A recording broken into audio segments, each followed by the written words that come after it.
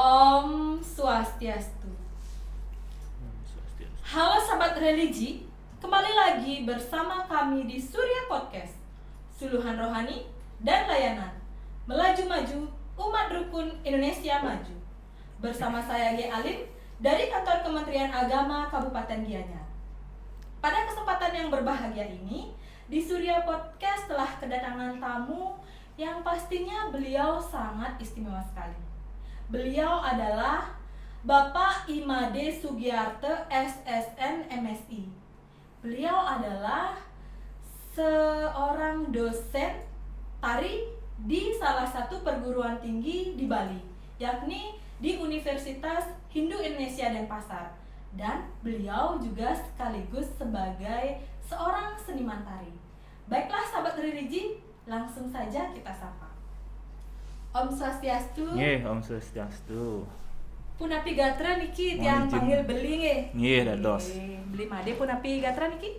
Nggih, sementara niki becik-becik. Nggih. Terima kasih karena sudah menyempatkan waktunya hadir ke Surya Podcast pada kali ini. Nggih. Semoga dalam keadaan sehat nggih, meskipun dalam situasi pandemi COVID-19. Semoga kita selalu diberikan kesehatan ya Beli Made ya. Nggih, menjantan nika. Pada kesempatan kali ini di Surya Podcast mengambil tema yakni seni tari sebagai media moderasi beragama. Seperti kita ketahui bersama nggih Beli Made, seni dan agama nika suatu yang saling berkaitan pastinya.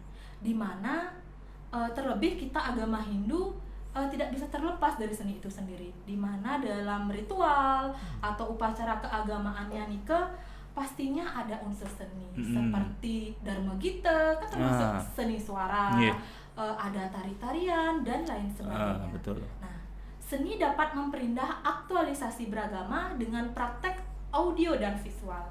Bagaimana pandangan Bli Made mengenai hal ini? Silakan Bli Made. Terima kasih. Jadi sahabat religi dimanapun saudara berada, jadi betul sekali dimana aktualisasi beragama itu dipraktekkan dengan audiovisual. Ini menurut yang sesuatu yang menarik sekali tentunya, dan tentunya memiliki nilai edukasi yang tinggi. Tapi tanda kutip ya, sesuatu yang masih dalam ranah ajaran atau dalam ajaran agama itu sendiri. Jadi begini, seperti yang agak cantik ya tadi bilang bahwa agama, ilmu pengetahuan dan seni itu saling berkaitan, tidak bisa dipisahkan. Di mana agama membuat hidup kita lebih terarah, kemudian ilmu pengetahuan dan teknologi itu membuat hidup kita lebih mudah, kemudian seni tentunya membuat hidup kita lebih indah. Nah, apalagi sekarang atau saat ini kita hidup di era milenial, ya tentunya dihadapkan dengan industri 4.0, ya tentunya mengarahkan kita pada bermuara pada teknologi tentunya. Nah, saat ini kan lagi booming sosmed. Sosmed itu. Jadi orang berbondong-bondong membuat sebuah akun ya atau jejaring sosial. Dalam hal ini penting sekali agama salah satunya. Jadi contoh yang tadi nih bahkan boleh kita sebut Istityang memiliki salah satu akun di mana dia mencoba mempraktekkan bagaimana sih cara muka kawin yang baik. Kan itu kan sebuah edukasi yang penting bagi umat Hindu tentunya. Kemudian ada lagi secara visual ya, praktek-praktek agama tentunya lewat tarian kan. Jadi dan banyak contohnya. Ini yang sangat penting sekali media audiovisual nih seperti Bli Made katakan tadi sangat benar sekali ya, di mana kita dunia itu bagaikan di genggaman sekarang tapi sudah pasti ada dampak positif, ada dampak negatif, tapi kita berusaha lah seperti tadi bagaimana seni niki sebagai edukasi seperti itu. Betul. Sangat inspiratif sekali ya sahabat religi, di mana tadi penjelasan dari Bli Made nika tentang seni. Nah, pertanyaan selanjutnya nih Bli Made di mana beragama sosial secara horizontal menyebabkan sebuah keterikatan moral di lingkungan masyarakat pastinya. Terlebih kita agama Hindu tidak bisa terlepas dari masyarakat itu sendiri, nggih Blimade. Mungkin Blimade bisa menjelaskan ajaran agama Hindu yang memuat tentang konsep kerukunan dan bagaimana posisi seni dalam hal niki. Silahkan Blimade. Yang jelas kita kan di ajaran kita di Hindu nika dari dulu ada yang namakan konsep Rihita Karana nika sudah kita praktekkan dalam kehidupan sosial kita di Bali. Nah, salah satunya unsur palemahan gitu kita bicarakan seperti itu. Jadi unsur palemahan ini bagaimana kita menjaga keseimbangan antara hubungan manusia dengan manusia itu sendiri.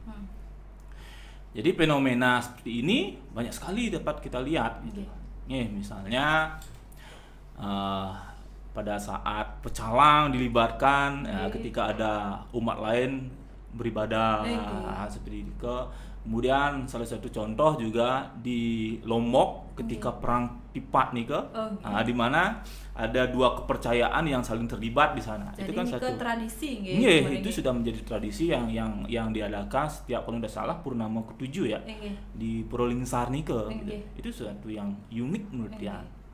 Nah, dalam kaitannya dengan seni dalam pelemahan Nike, tentunya keberadaan seni itu sendiri kan tentunya di dalamnya ada nilai, jadi atau ada konsep yang dinamakan Satyam Siwam Sundara. Itu kan sudah umum, dimana Sat, Chit dan Ananda. Kemudian di sana ada Satyam, ya, jadi Satyam Nike mengacu pada masalah kebenaran. Jadi di mana kehadiran seni itu dilakukan dengan tulus ikhlas, ya. Jadi tidak ada beban apapun. Tidak ada paksaan. Ya. Yang kalau kita di Bali itu kan dikenal dengan konsep apa? Ngayah.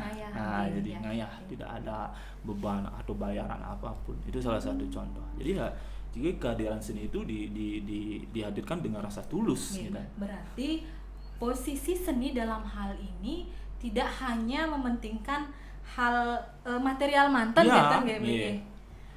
Nah itulah sejatinya gitu. Seorang seniman itu pertama yang dituju adalah rasa ngayah nih, ketulus ikhlas nih ya, ketulus ikhlas nih masalah material nih ya masalah yang kedua, nomor 2 nih dan ada siwam, jadi kesucian. Jadi kita di Bali kan mengenal konsep dua beneda ya, ada hitam putih, jadi benar baik.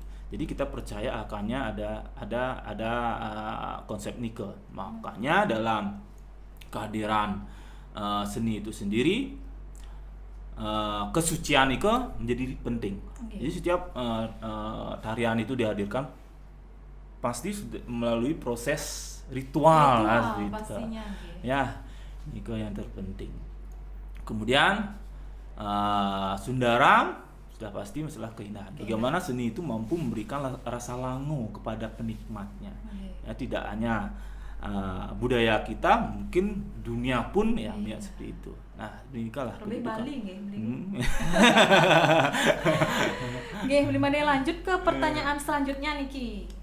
Mengapa seni bisa dijadikan media untuk menyampaikan pesan moderasi beragama? Jadi seni kita kan ampun mengetahui bersama moderasi Nike seperti napi, yakni mengamalkan ajaran agama secara seimbang, tidak berlebihan. Nah, menurut Blimade sendiri bagaimana Niki? Mengapa seni salah satunya cabang yang digunakan sebagai media. Dalam menggelorakan moderasi agama ini, tentunya mengacu ke seni itu sendiri, bahwa seni itu dianggap mampu meluluhkan hati, ya, bisa jadi seperti itu. Kemudian seni itu mampu menyejukkan hati.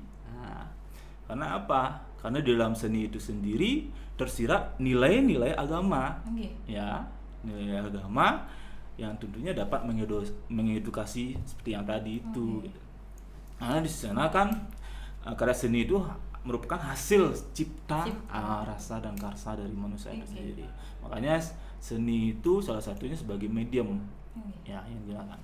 Dalam hal ini seni tidak hanya berkutat pada seni untuk seni itu sendiri. Dalam hal ini seni mampu dikolaborasikan dengan disiplin yang lainnya, teknologi masuk kan gitu ya, bahkan seni yang lainnya atau teknologi yang lainnya seperti itu. Tidak hanya seni yang pada umumnya saja gitu, tetapi seperti Blimade katakan tadi ada kolaborasi.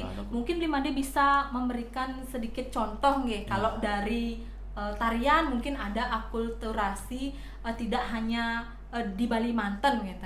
Mungkin ada akulturasinya seperti napi, contohnya tari napi gitu misalkan. Sebetulnya itu sebelum digelorakan moderasi ini sebetulnya dari dulu sudah diterapkan oleh seniman-seniman Bali sebetulnya. Ada di Renon Baris Cino. Ya, kalau di Bali ada di Renon itu tergolong tari sakral yang dihadirkan pada saat Puja Wali di sana. Itu kan menunjukkan akulturasi budaya Baris Cino. Kemudian ada kisah legenda Jepangus dan Putri Kanciwi. Kemudian itu sudah digarap oleh seniman besar di Bali yang dihadirkan di Teater Bali Agung. Nah, tidak hanya untuk konsumsi kita di sini, bahkan sudah mendunia. Ini kan sebuah akulturasi budaya yang sudah dunia yang di sana. Kemudian di Depdan juga seperti itu. Jadi di Depdan membuat satu karya spektakuler yang mengangkat tema tentang akulturasi budaya juga. Di sana ada berbagai etnik yang ditampilkan. Ini penting sekali gitu. Dan banyak lagi sebetulnya. Baiklah Blimade, pertanyaan selanjutnya nih King.